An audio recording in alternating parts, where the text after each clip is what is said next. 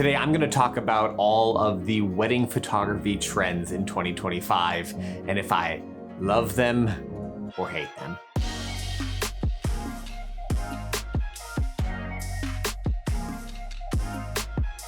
I'm Luke Cleland. I'm a wedding photographer, and man, I just feel like there has been more and more trends coming up in wedding photography.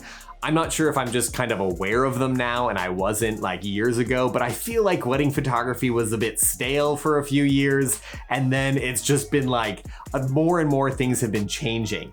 And I don't know how you feel about these trends, but some of these I love, some of them I'm not too sure about, and then some of them drive me nuts. So here are 7 of this year's biggest wedding photography trends. The first one is blurry action. This has been creeping its way in over the last few years, but I feel like it is on full display.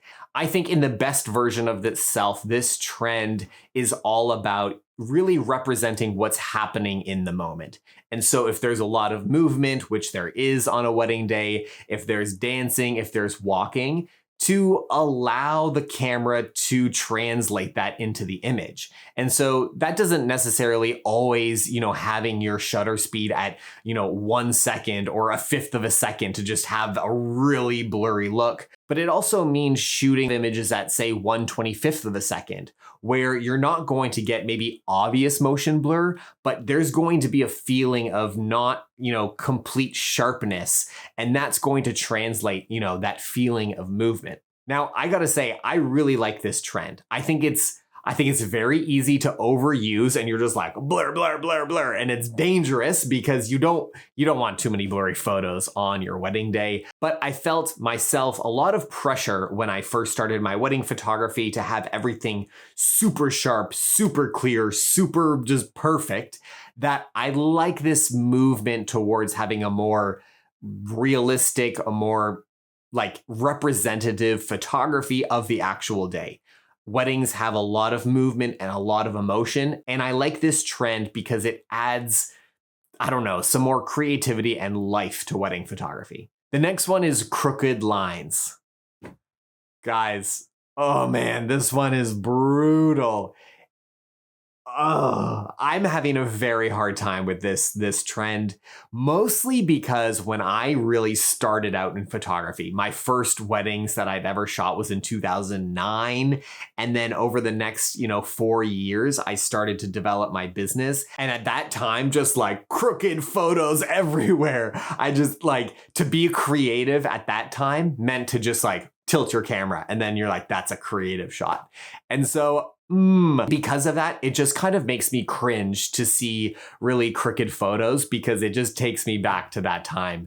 And oh man, that's kind of embarrassing. Now, that doesn't mean I don't add a little bit of tweak, but I don't like this movement towards really crooked photos, and a lot of them. I think that is a trend we will regret. I think it will just be like 2012, 2013, and we will get back to our senses. Direct flash.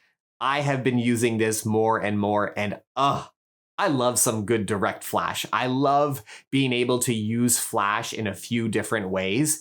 It really takes me back to the nostalgic days of wedding photography that was shoot mostly on film.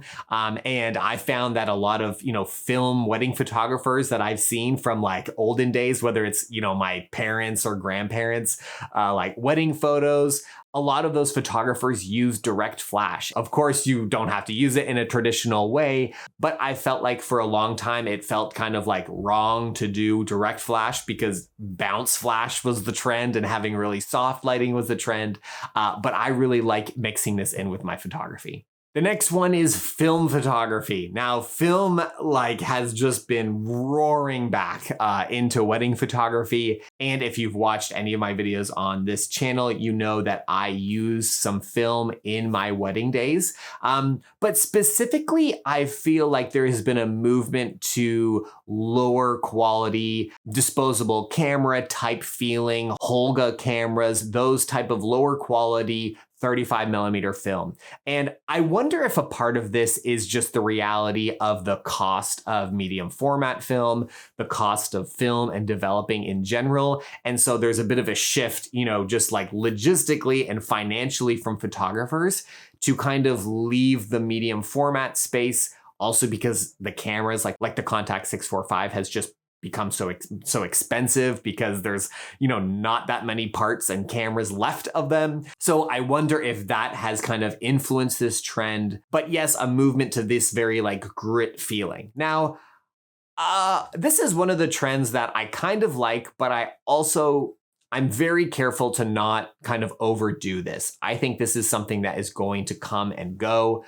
And while I do like adding it in some of my weddings, if it makes sense in the style and the vibe of the day, I also think that ultimately, like, people are going to want, photos that last over the course of 40, 50 years. And if I intentionally go too gritty or too low quality, that might be confusing to people, 30 years from now. But it is fun to include some of these on a wedding day. The next one is aerial drone photography. I think a lot of this has been pressed by the higher end celebrity wedding photographers where they are shooting these just like crazy, beautiful ceremonies, and it's not enough to take it at ground level. You need to go up and get the shot of just like the incredible beauty. And while I don't shoot those type of weddings yet, no, I don't shoot those type of weddings. I have taken this and applied it to my own weddings that I shoot that aren't quite as extravagant.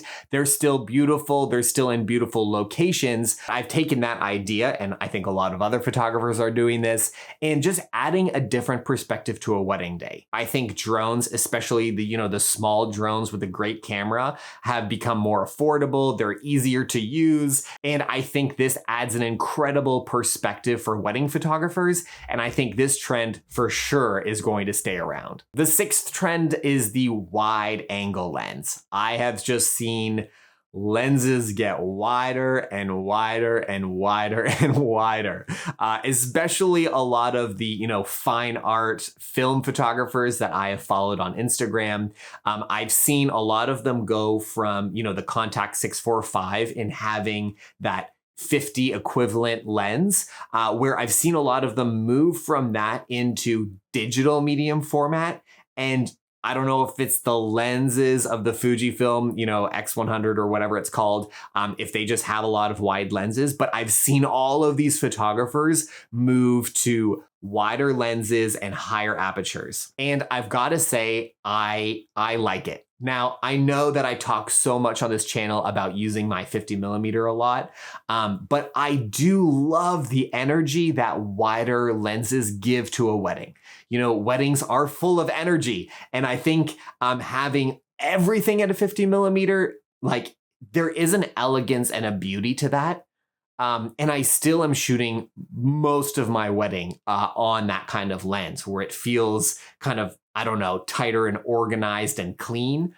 But I do love this trend of having wide, like even like 20, maybe 24 is a little too wide, but definitely 35. And it just adds a lot of energy and movement to a photo that a 50 millimeter lens just like can't do. The last trend that I'm going to talk about is the messy details trend. Now, I've been doing this forever, I think it's also called like the late night messy trend where, it's just like at the end of the night, maybe shoes are lying there and you take the shot. Now, I've been doing these shots for years, and it's mostly at a time when it's during the reception, maybe the dancing is still going. I've gotten a lot of photos of dancing, and I usually just kind of like circle the room, look for things. And often there's just like, this candlelight and maybe some messy plates and some leftover cake. But I've always loved those kind of details. So I think this is a trend that's going to stick around, mostly because it's made sense to me to do for years, and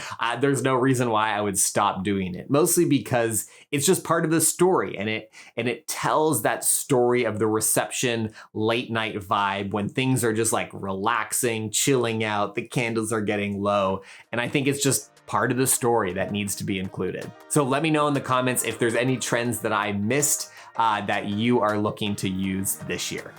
Okay, bye.